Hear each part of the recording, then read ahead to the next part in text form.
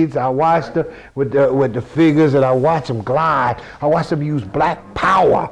I used it, and then all of a sudden, I was in Ghana, and here they say, Serena's mother's in the airport, and she's coming, they're coming. And she had this blonde wig on. She looked like she was crazy. You know, I was embarrassed. I said, oh, God. You know, you say, homegirl in town? Homegirl, where homegirl is?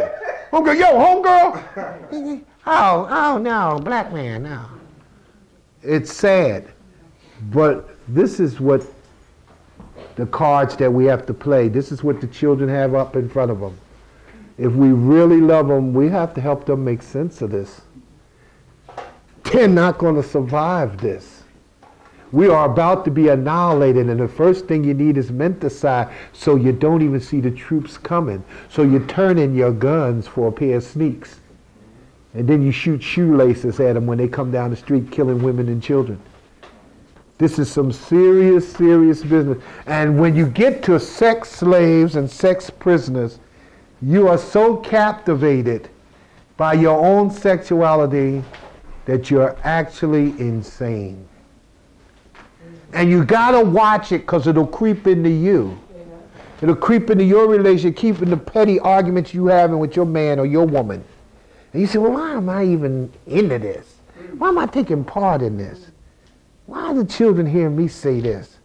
You know, and when once a person that you're in a relationship makes a 180 degrees turn and stabilize into madness, run for your life, because that shit's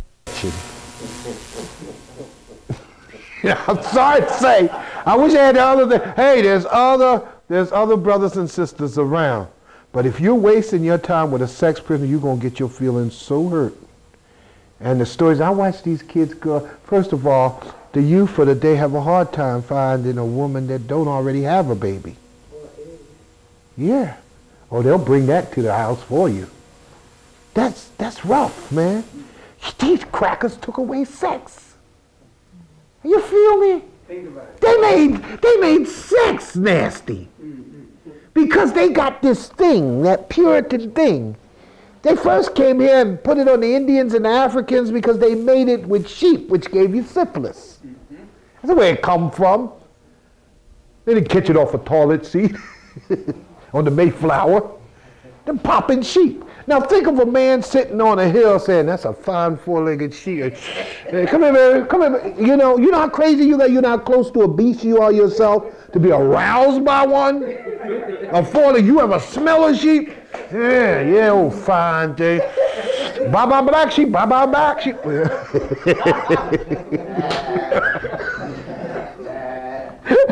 Oh, it's madness. The last boy say, this is madness, you know? And it is 10 times worse than when they said, this is madness. You know what I'm saying? It's nothing of this makes sense unless you begin to capture your brain, use your consciousness, and say, yeah, wait a minute. Let me slow down here. Blessed are those that struggle. Let me try to do so. Let me try to reach my children. How do I get out of this? The only thing that gets you out of here is your culture. But you have to fight for your culture.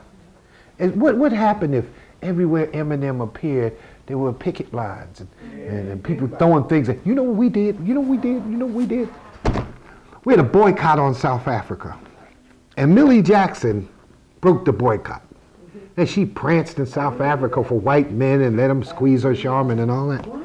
So she came to Philadelphia with B.B. King. And when she showed up, it was about 300 of us out there. And we kept her from getting in the building, right? B.B. King drives up in a chauffeured car. And you know, B.B.'s like one of the nicest guys in the world. What's going on? What did I do? We said, you didn't do nothing, B.B. That broad there went to South Africa. He said, got nothing to do with me. Rolled his window up and went and did his show. They came in the side, and our people ran. We said, don't run yet. They ran to stop Millie Jackson and rushed her in the door. Then she got on the stage and said, they trying to stop me. Well, see. You know how hard it was for me to convince people don't hurt her? Because you ain't going to get away with it.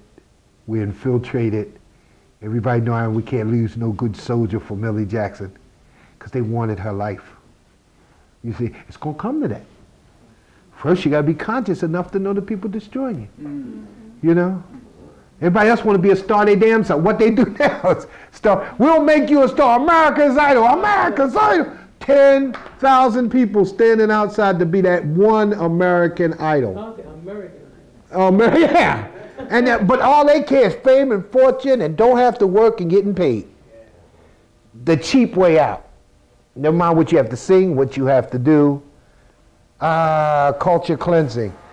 But you can't build a culture if you're integrated with them. You can't. You need to separate from them. You need to have your own schools. You need to have your own clinics. You need to have your own economy. You have to have your own everything. You know something? If they stop the trains and stuff from coming to bringing food, we can't get no food. That's right. However, in Philadelphia, we're making linkages with the black farmers who have nowhere to take their, all these black people, but they have nowhere to get their food to market. So you bypass the market and deal directly with the black farmers. There's a ways if you put yourself in full effect to survive, and not only survive, to win. My last statement is the new book that I'm working on, because I'm always working on a new book, is Showdown. Pan-Africanism versus global white supremacy. It's going to come to that. And after I write this book, I will say goodbye to you, and you will never see me again, because they're going to be so pissed with my ass. It's time. You cannot mince words. You can't play with our people. You got to be most direct. Showdown. If we established a Pan-African reality across the world, there's no way you can be defeated. No way.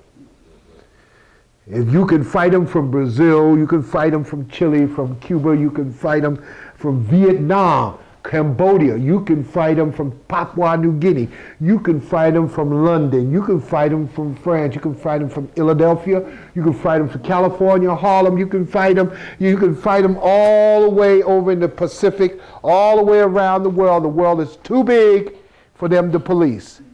But unity, we want a harvest without planning. We don't want to do no work. We want white people to go away. They ain't going away. Either you die or they die. Showdown. There's no middle ground, and they have the capacity to take you out. And the way our people is running and lining up for flu shots. Flu shots, mind you. Flu shots. Yeah, they told you the ones from Britain, oh, they're no good. We got good ones. But we don't have enough. And God, you may not get one, and you will get the flu. Really? And we act like we don't know what the flu is. My God, I'll die, the flu. Oh, I got to drink orange juice and take some aspirin. Oh, my God.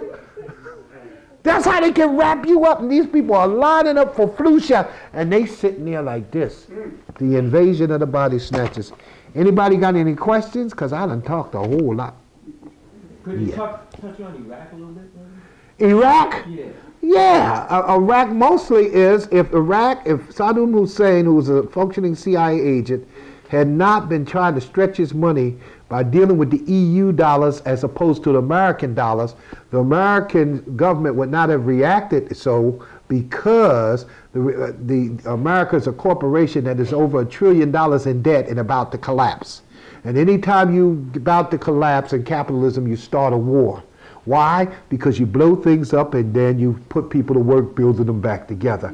The only problem with that, the people who were trying to build it back together, they start cutting their damn heads. Now see, I sound wild, right? I sound wild. They know what they doing. They slap your damn head off your neck. You know what I mean? Are you in it to win it? Peckerwood scared, because they were making like $500 a day. They didn't have to spend no money, like you go to the Alaskan pipeline. Make a fortune, but you're going to lose your head. Yeah. That's when you're serious. And ain't nothing, Malcolm told us, ain't nothing like guerrilla warfare. They take your ass down. You said they will never win another war on the ground. They will never win another war without a gun. And they haven't won anything. They're not winning this one. It's impossible.